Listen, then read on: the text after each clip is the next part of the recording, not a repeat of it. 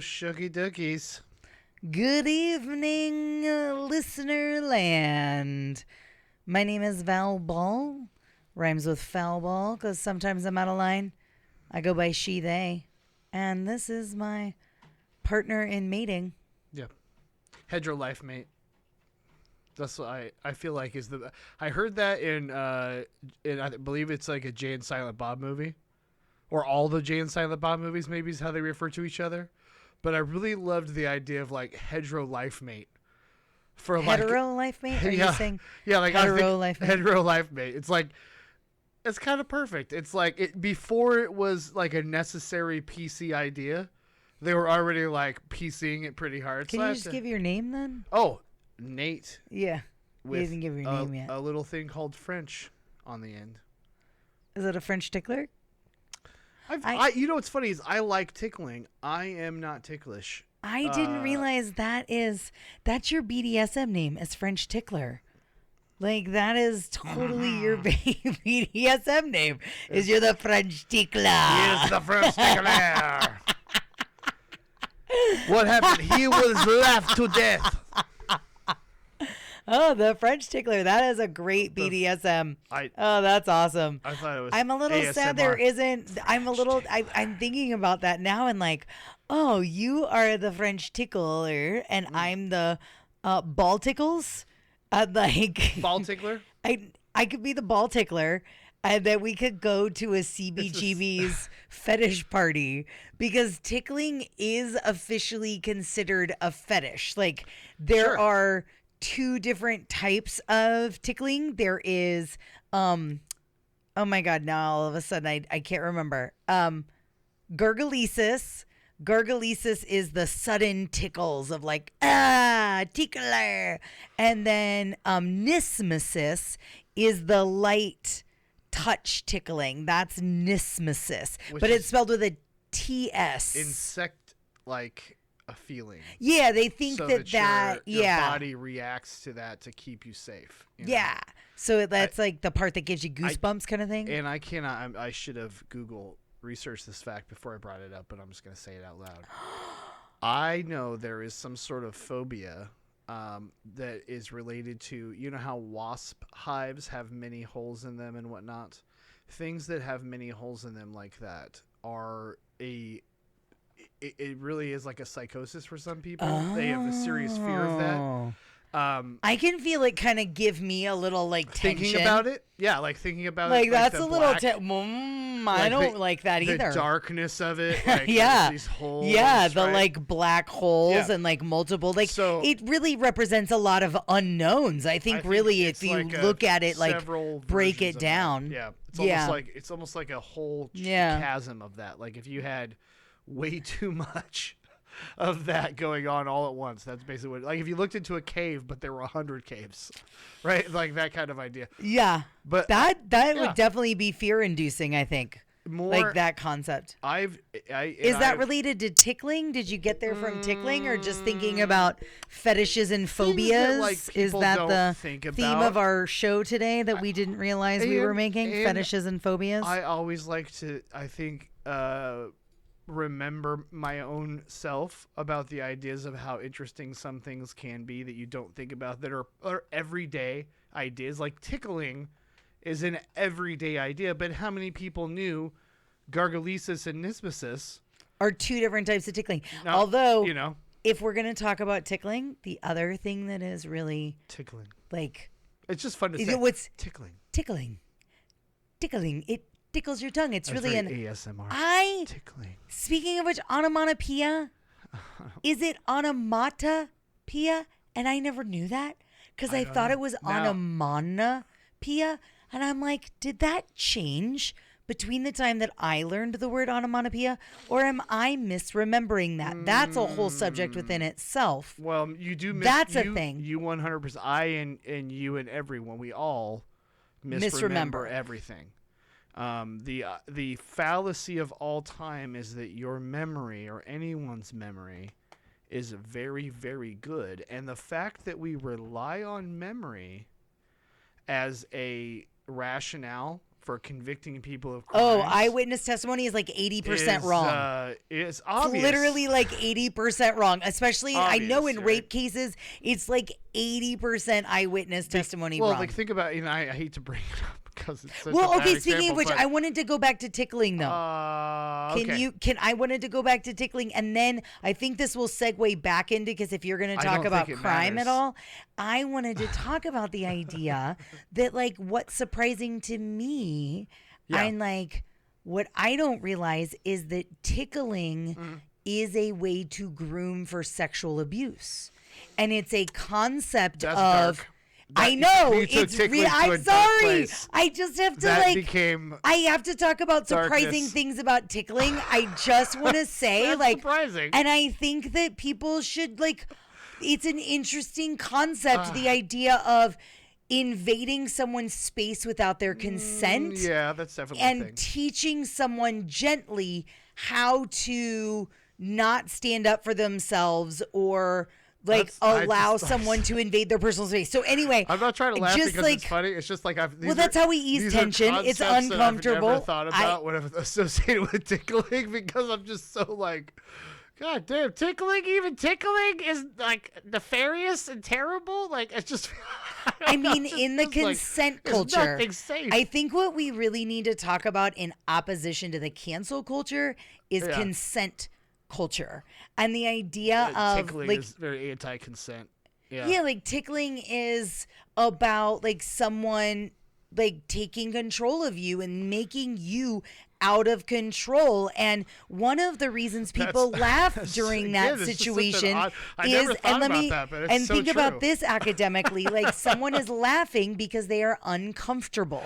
Like shocking. something is uncomfortable Shocking. and they don't I have was gonna say they do. like a defense against it. That's kind of what laughter. I guess. Laughter is a defense mechanism. It's the best one I I'll found. Coping grant- mechanism. I'll grant that I definitely am like mentally reeling to the idea of like, well, tickling might be really like a violation, and you're like really violating people by tickling. And I'm just like, Although my friend and I were those just damn talking. uncles. We always knew the joke was always the uncle tickling you with the claw, right? And like now we know That's part of the patriarchy. that guy was Deep-seated misogyny and patriarchy. I didn't know that was coming. Everybody at home, that's two. That's two drinks. We got one for like abuse coming out of nowhere. I think that's just a surprising weirdness. That's part of patriarchy. So here are the things. We're going to play a drinking game once you get to know me. Again, my favorite, one of the reasons I give the disclaimer of being out of line is that my favorite topics are politics and religion. And or just any taboo. Nate, really. like I love talking about the Anything that things because causes to you to be me uncomfortable. those actually matter, right? Like I don't want to talk about the weather. There's a great line in LCD Sound System where he talks about like if you came to talk about the weather, you found the wrong friend. Like that is not me. I am like the the one. weather. Like I mean, it's going to happen regardless. It's not like you can do interesting. anything about it. You can only I like discuss your what hands. is or what isn't.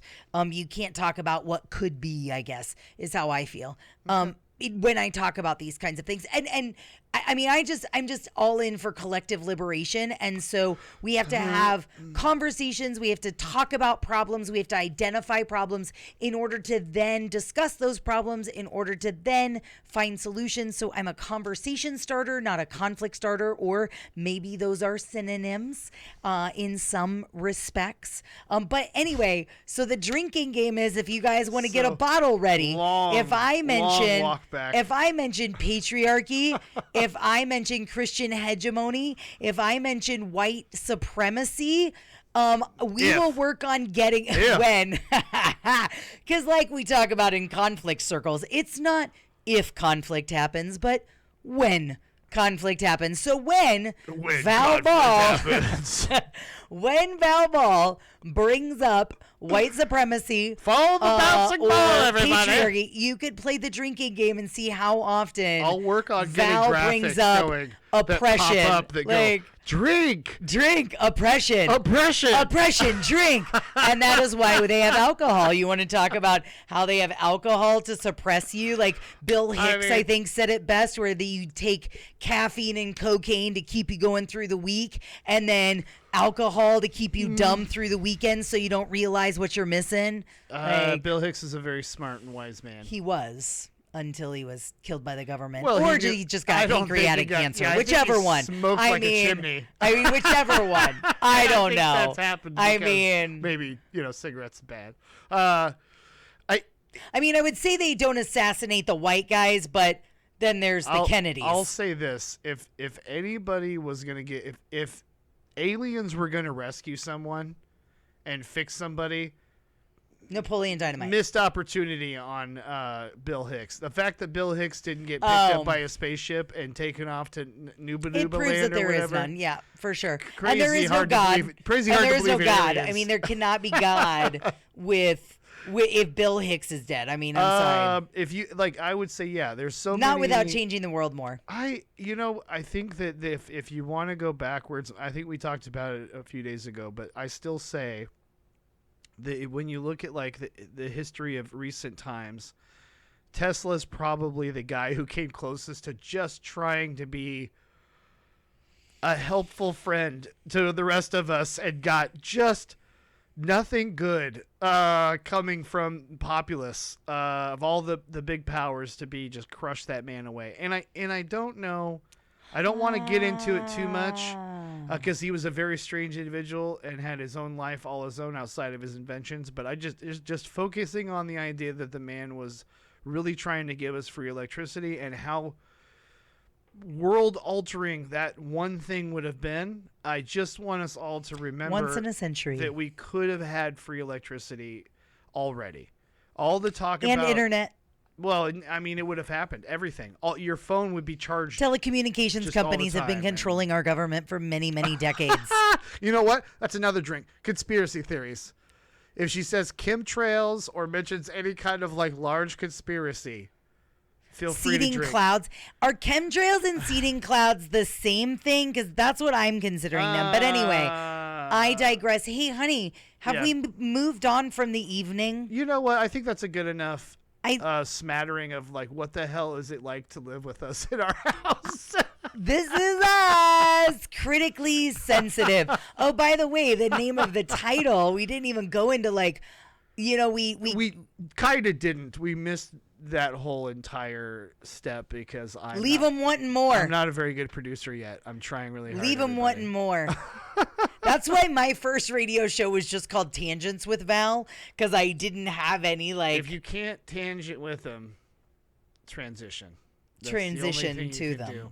That's the only thing you can do is transition. If you aren't comfortable, you have to transition. I like having the ability.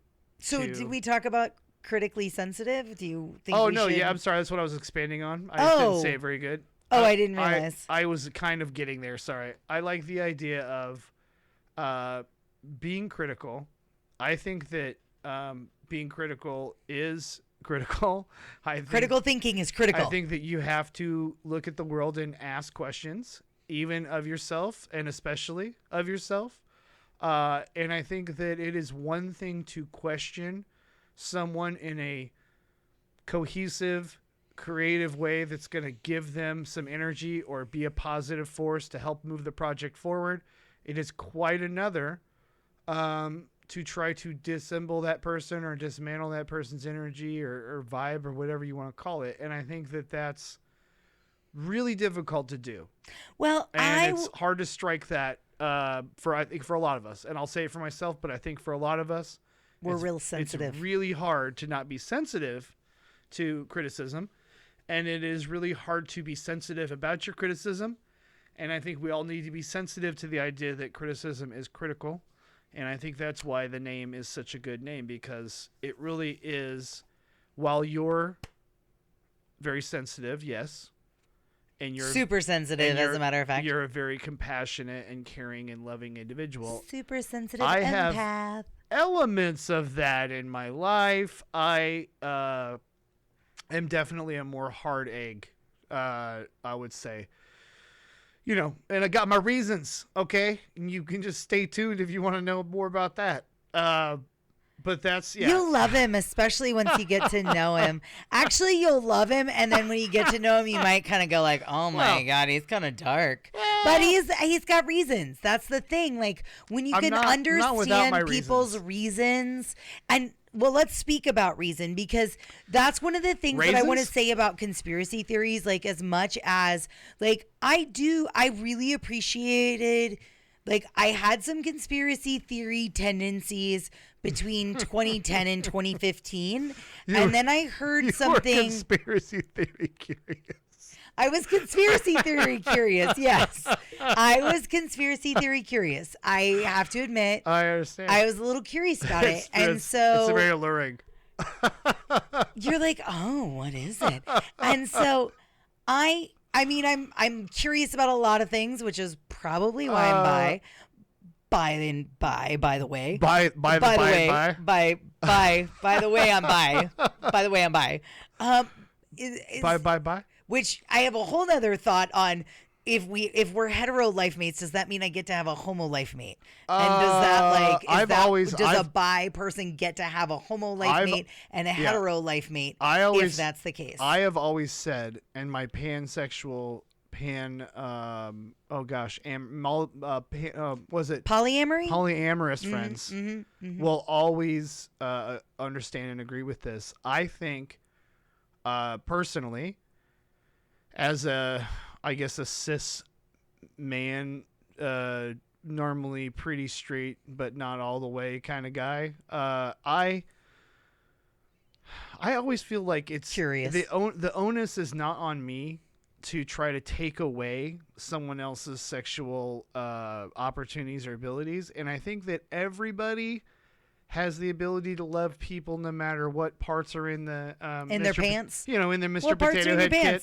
Yeah, I think everybody now. My joke is always that everybody's just a sexual Mr. Potato Head, and they always have been. You could always the parts were always there interchangeably, and you're not even really sure what everybody's parts look like, because everybody's parts are different. I want to say this too. I think that love and sex are different, even though they are intertwined. And I think that a lot of times people can enjoy really good sex with somebody, and I don't think it really has to be. I've had so much good sex without love. Forefront of, so much good sex without love. Doesn't have to be, Gone with the Wind, flowing hair. Sex is fun. Sex is really fun. And it's supposed to be fun. And it's right? It's part of and feel good and be nice and happy, and people like it. So many thoughts. So many thoughts. But anyway, I'm so excited. We have so many times. I don't mean to derail. We're gonna come and we're gonna talk to you about so many things. Yeah, that too. And we're gonna talk to you guys about so many things, and with you guys, because here's the beauty of this is that I know that like in the chat or in a comment, somebody's gonna be like, hey, you guys jumped to a different subject in the middle of this. We always Could you go back and finish your thoughts on that? And we'll be like, thanks for reminding us, because we were trying to circle back to that, and that tangent just got that track on the train of thought. Every episode's just a tangent goes off in its own tangent of another tangent. Basically, tangential. We are big fans. We're big fans of the Mandelbrot. And we're just trying to create that in a conversational way, where it's just these are fractal conversations. These are fractals and infinite fractals of conversations. So when we repeat ourselves, you're welcome. That was on purpose. That was on purpose. That was for you. That was for everybody. That was for us and for you, because we are we and one. You know what that was? That was 2-1. Good producing. You're welcome. I tried hard. When it works, I'll take credit for it. Damn it! Yeah, no, I think it's a really important thing. I think our name makes sense because we do talk about subjects that are sensitive subjects, but I think they're critical for all of us. Hypercritical to move forward as people. And I think that kind of brings us to a nice little segue tangent, if I could be so bold, where I think it might be time to talk about the news.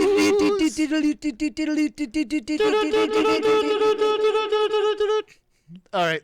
I wanted to use the news you can use, and the news you can lose. you can lose. That's right. Because honestly, you know what I'm tired of? Just nothing but negative bullshit. I will tell you this: you can lose Fox News. I don't think you need to Forever, watch it. I think that literally we no need to offense. reinforce the fairness doctrine because they're the only reason that Rush Limbaugh on Fox News worked was yeah. because of the fairness doctrine I don't know how we being don't taken have- away in 1987 Yeah. by Ronald Reagan, Well. and the fact that they are literally doing I don't think Orwellian doublespeak of being fair and balanced because they literally only exist because they're not fair and balanced. I have to admit, I for about 5 minutes I watched Newsmax to try to understand what Newsmax was, and it was so hyper. Like I don't know if hyperbolic's the proper term, but it was hyper partisan for sure, and it definitely had a almost like you couldn't tell if it was real, and I mean that in the most honest possible way. Like when you're watching it, None you're of kind them of like, are real. Is this an actual thing this person? Are you putting on an act, or is this Colbert? Like, is it just a lot of Colbert? Is that what this channel is? And no, because what I realized is, in order to understand irony and satire, you have to have shame, because you have to have a conscience, and like know the difference, and they don't. They really, really don't. Or care a little. Yeah. I think that's. I don't know. Do you need Fox News? But I will say. Do you need a conservative voice? I would say this. What are they trying to conserve? Well, here's what I would say about that. I think that conservatism is the idea that you want less overarching control. In the sense of that kind of makes sense. Less government trying to tell you what to do kind of makes sense. Like, I understand the idea of someone saying, I want to not be told what to do universally. Then you can't go to church. I want to be able to fight. Hold on. I'm just trying to say, like, just that idea by itself. The idea by itself that you might want smaller government, or that you might want less interference from your government, is a trick. I think is an understandable concept for people, and I think that's why it pulls people towards the idea of conservative. Hold on for a second, please. I think that is why people pull themselves into that particular grouping, and then they get caught up in all the other stuff. And I think that that's one of those things where people start to look at you and they go, well, don't you believe in pro-life? Don't you believe in this? Don't you believe in that? And I want everybody on the liberal side of the fence right now to pause and go, how often do I challenge my own beliefs? Because I bet a lot of us don't. And I think that before we start to judge those people and say you're not challenging your own beliefs enough, and we say, I don't know how you can believe that in the first place. I think how they can believe that in the first place is they were indoctrinated by their family, and they believed and trusted their parents like a lot of us did. And I think it's not because they're all dumb idiots. I think there's a lot of very intelligent people who are conservatives because they just don't think they have a choice, or they don't know how to. They not haven't been be that exposed way. to other ideas in I would a say way the that makes same- sense to them. And you have to, like, so this goes to. I would say the same thing. Can I just get it? I would say the same thing about ultra liberal people. I think you cannot just live on some extreme on either side of the fence and call yourself, like, you know, aware of everything that's going on. If you are on the fringes, you are starting to kind of become in that bubble. I disagree. Where you're just so far on one side of the things that you can't see the middle anymore. You don't even know what anyone's talking about on the other side because you don't listen to it. And so everything you're getting is all just way forced to one side of the end of the spectrum. And I'm not saying that we shouldn't move the Overton window to the more liberal events and more liberal policies, because I think it's 100% humanist to start to do some of the things that make sense that get called liberal ideas or human ideas. I'm so tired of being called crazy radical socialist because I believe that healthcare and food and shelter and clothing and water are human rights, and that every single being on the planet, whether human or animal, should be afforded those same rights. And I refuse to accept it. Like, I wanted to kind of mention this earlier when we were talking about why people believe what they believe and how people can believe things. And one of the things I remember was the open, like, so if anybody's ever seen the movie Zeitgeist, it was put out in the 2000s about Zeitgeist gave us some free stuff. the Zeitgeist. I don't even know if Zeitgeist's still around. It was about the Venus Project, as well, that was about changing the world. And their opening of their first movie is all about debunking the myth of Christianity and what it talks. And it's hardcore. We just pissed off a bunch of people. Bunch of people, right? Mythology. Christianity is just mythology, folks. It's just a philosophy. It's your, and so it's anyway, your favorite toy. Christian hegemony. There you go. Take a drink. And so one of the reasons they talk about that is that one of the things you were saying is like, how can people believe things? Well, they've been taught to believe in a God that doesn't exist. They've been taught they to certainly believe. don't have any evidence of this God. If this God exists, they don't. I mean, possess don't get me evidence of it. wrong. I definitely understand the concept of something outside this body, an energy, a force, like something grander than ourselves that connects us. Like, I believe in those concepts. I do not believe in a white man sitting in the sky with a bearded white beard guy? Come on. who impregnated a woman like Zeus, and like sent his only son to die for us. I don't believe that Jesus existed in real life. I don't believe there's actual historical contemporaneous evidence other than Christians, other than There's people belief. who were trying to get Christianity to be a There's thing. blind faith and Those people wrote about Jesus, but nobody else did. And so that begs the question. There were other historians during that time writing. There were other, journalists, so to speak, or reporters of that time that do not mention this Christ figure. What about? And so, yeah, exactly. There was a lot of different sects then too. It wasn't just like Christianity was the only game in town. and so just building on that, like, the reason Zeitgeist goes into that is the idea of, if they can, I mean, they've built your entire life on lies and fear. fake and fear. fear of abomination from above, that then they can control you. And if you get people fear, it's fear of it's daddy. definitely a patriarchy thing. Daddy coming Drink down again. and making Christianity you do bad things. is a part of the patriarchy. For sure. You cannot have racial, economic, or gender justice without, in my opinion, destroying religion. I got to think, what would be a great sketch, and I think it might be partially true and real, which is scary, Tell me. but ultimately true. Tell me. There might be a good moment where they're trying to decide whether or not they should make the devil a woman. Because they're like, oh man, there's some really good reasons to make it a woman. Oh, she already is. Eve is the root of all evil. No, but I mean just the literal, like the biblical devil. Like but I think the argument against it was probably, man, we don't want to give them that much that power. Or all the men will just go to hell. Yeah, I'll just be like, we like ladies. Yeah. Men like boobs enough that they'll just go to hell to suck on the devil's tits. Well, and I think that I'm just saying. Ultimately, that's just my experience. Devil's tits. Devil's tits. Ultimately, I think that's one of those things. Is that a monument? The Devil's Tits? The Devil's Tits. Is that one of the Red Rocks? I feel like that should be a monument. The Devil's Tits. You guys ever been up to Devil's Tits? It's a really good, like, we got to find Devil's Tits. Oh, son of a bitch, there's been an explosion. There's Devil's Tits. I really want to, yeah. I know. I mean, I want to go exploring the Devil's Tits. Somewhere on this planet. Did you guys go camping at the Devil's There Tits? are No, Devil's just south of there.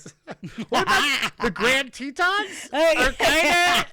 Is that the teats on? Like, oh. I don't know. Yeah, like, I don't know.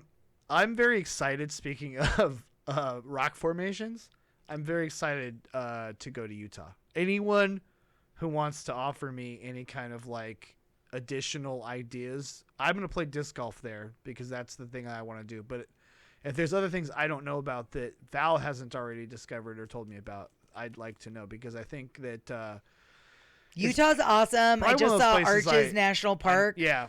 On someone's Zoom background yesterday. Zoom. So Hey, Arches Zoom, National you owe us Park, money now. Canyon plug your Lands, we're stuff. definitely gonna go to.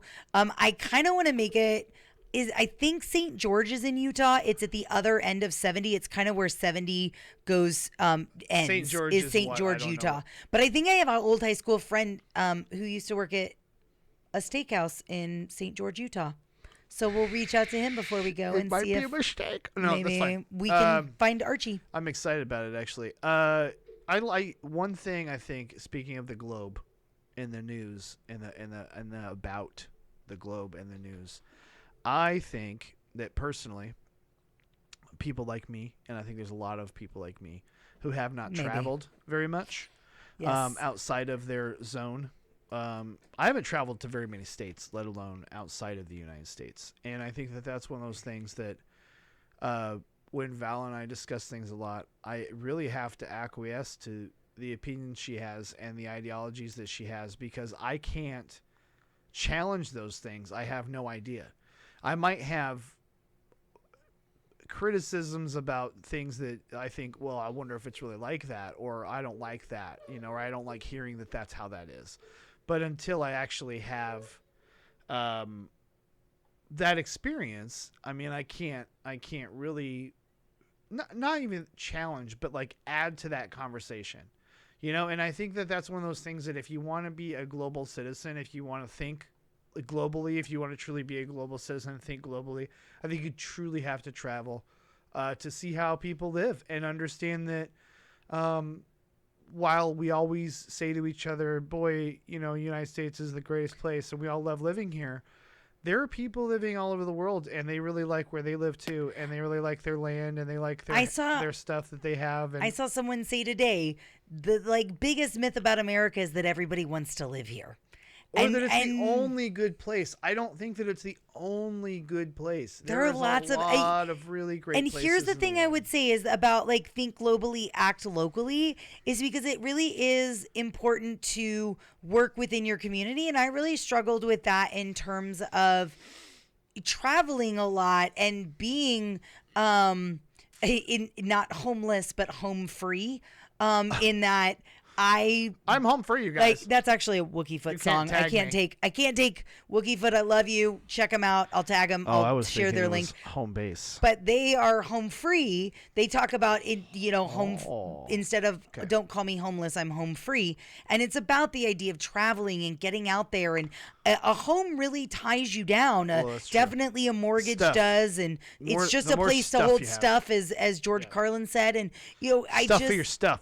A place for your stuff. And I really struggled with the idea of how do I build community in a global community when I'm not any specific place. So I think there is, even Wookiefoot's song talks about there are few who will go along and few who will go beyond, and either you have to go experience those things for yourself to find your own judgment on it, or, and this is rarer, you have to trust the perspective of the person bringing that information to you who went. Right. And so either you send out scouts, and then when the scouts come back, you trust what they're going to say about out there, or you got to be the scout out there scouting so that you can make the judgment. But it is a great version of that is traveling is worth it. A great version of what you just said right there at the end is National Geographic, the magazine. Love it. When I used to read National Geographic, I used to think, I'd imagine myself going to these places. I'd imagine myself exploring these places and talking to these people that they would interview. And that's, I guess, why in my mind, when I first started growing up, seeing people from other countries and seeing people from other nationalities wasn't that weird for me, because I had been reading about the world for a long, long while. And I think that that's another privilege that I had, and that I was fortunate to have, was that I had those magazines, because not everybody had the ability to have those things. And I will never forget. Really enjoyed that. It was one of the things my parents did really well, I will say, is trying to find a way for me to have that come into my home every month was a huge benefit to me. Great job, Mom and Dad. Intellectually, I think it made me a more well-rounded and more intellectually curious person, where I wanted to know more things about the world because of those magazines. For sure, for sure. Yep. Exposure is the educator is one of the things I love that my son loved and learned in 100% school. 100% accurate too. Like, how many times have you been to somebody's house or been around somebody at work, school, what have you, and you see them have a thing and you go, "Oh man, that is incredible." What is that? Get it from? How did you do that? How does that work? What do you do with that? That's people's natural curiosity of, we all want to have better, and we all want to have the best, and we all want to do what we think is the best things. And I think that's the problem is what one person's best is not necessarily what someone else's best is. And I always struggle with the idea of, I love our Constitution very much. I'm not trying to say that there is a reason to burn it up and I hate it, even though they didn't think it would last very long and they needed to make a new one. But anyway, like, I love very much the Constitution. It has wonderful things in it. It also has some terrible nightmare things in it that I think we have to work on to make our more perfect union. And I think one of the things that really bothered me, is that pursuit of happiness. Because what the hell does pursuit of happiness mean to everybody? It means something different. And I think that that's one of those things is it's so ambiguous, I think, on purpose, because they knew they couldn't possibly nail that down. Define anyone else's happiness. Yeah, but at the same time, they knew that they needed it. Like, everyone needs to be able to define their own happiness. Everyone needs to be able to feel free to pursue the things that they think will make them happy, as long as it doesn't infringe on someone else's happiness or make someone else a prisoner and yada yada yada. But I'm just saying, like, do no harm. Yeah, exactly. I mean, I think if you really take some of the concepts that are out there in the world that aren't necessarily things that you are supposed to necessarily, quote unquote, supposed to apply to your daily life, but the idea of do no harm is a really conceptually easy thing for you to think about, and a really easy thing to conceptualize and do. You do not have to work very hard mentally to understand do no harm. That's one of the reasons about when we're talking about who we are as Val Ball and Nate French and what this show is going to be and why it's critically sensitive. Yeah. Like, we're going to dive into really difficult discussions and that are hopefully driven by you guys as well. Like, again, I want to reiterate. Please give us suggestions if there's something you want to wax poetic about. Obviously, we can wax poetic about anything. I'll figure out a way pretty to much talk about anytime. We can talk for hours, and we love it. We love it. I can't say this enough. Like, I really enjoy listening to this man. I have listened to him probably more than I've listened to anyone else in my life, and any old friends of mine know that is absolutely true, because I probably didn't listen enough to you. I don't think I listened and I want to apologize. Nearly as much as Val probably in my life. And we're both learning to listen even more to each other. I don't want to most of the time, but I do. We're learning to listen. That's my goal. Partnerships That's my are hard. intention for 2021, not a resolution that I have to like keep in that sense of like, oh, I have, or I fail. That's part of one of the things I wanted to talk about is competitive white perfectionism and the drive to be best and how that furthers white supremacy. We can talk about that in depth in a whole session, but yeah, it is about taking other people's perspectives. Joe Biden said something about that. I heard him say something about that in his inauguration speech. Congratulations, go blue or go home. I'm excited for Uncle Joe. I know you have some reasons to not love him. I mean, he's an uncle. Remember how we had that conversation earlier about uncles? Just think about that when you call him Uncle Joe and the things that he's been accused of. He's not your dirty old uncle. A bunch of people beg to differ, and so do some videos. He helps you with your Camaro. And a specific staffer. I mean, he helps you. I don't know. In the garage. A lot of people brush it off as Russian influence. I don't know if it's a conspiracy theory. I think there are a lot of truths that are out there. You can be kind when you talk about the truth. It doesn't have to be blunt. And again, if you want to talk about things, focus on the problem, not the person. And even if you think the person is the problem, I guarantee it's not the person, it's their behavior.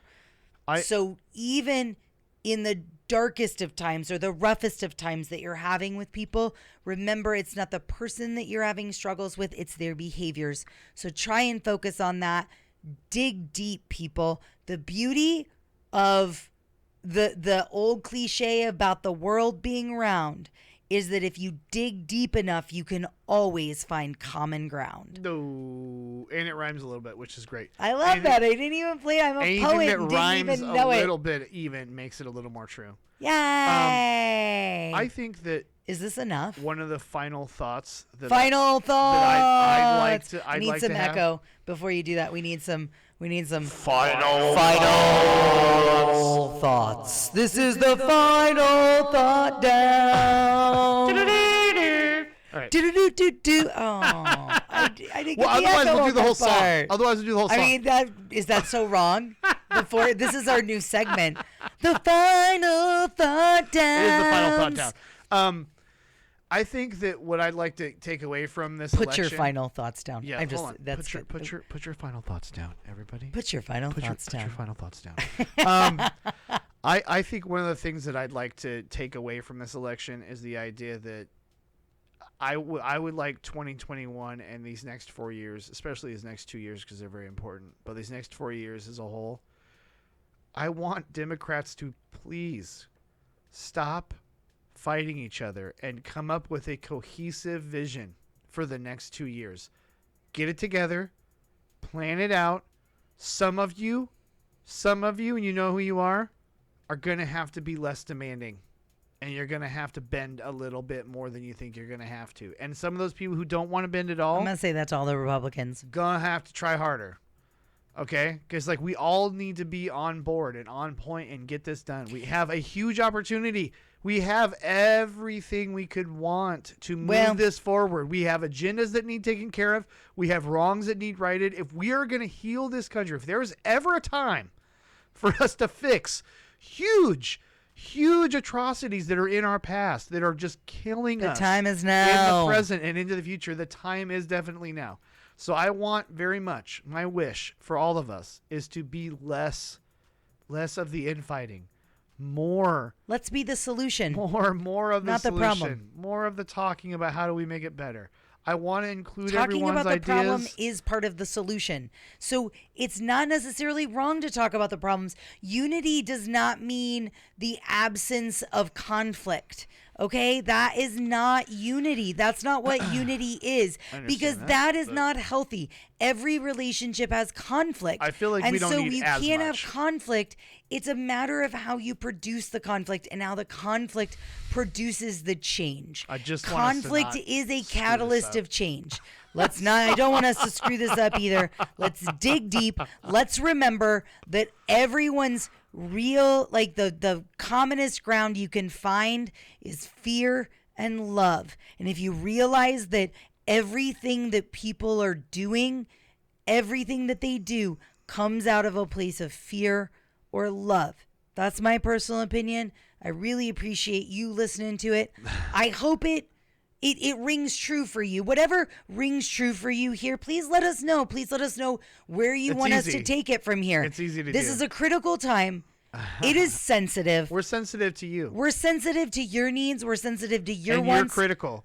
And You're you are to critical us. because if you don't watch this, there's no point in us doing this. We'll still keep doing it, let's be honest. But it's We'll way, talk way to the less mirror. fun. That's fine. Way less fun. Yeah. So I think that's our good final thoughts. I like doing this. I think we should do this at least once a week. If you guys really start liking it and we really start being Doing able it? to produce it, we might be able to make it Monday, Wednesday, Friday, or maybe even like Monday, Tuesday, What? Wednesday, Thursday, Friday. I don't know. Nightly news with Val and Nate. Critically sensitive. Today on Critically Sensitive, or is it last week tonight? Is it this week tonight? Is it? We'll see. It Who could be- knows where Critically Sensitive Yeah, we will don't go? know. We don't know. We could go around the world. We could go global. I just want to remind everybody,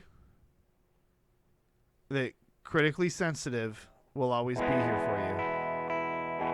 Critically sensitive will always be here for you. At least once a week until we get more popular, and then maybe more often. Critically sensitive. And we will see. Thanks for tuning in. We will see you on the flippity flop next time. Same bat channel. Everybody be good to each other.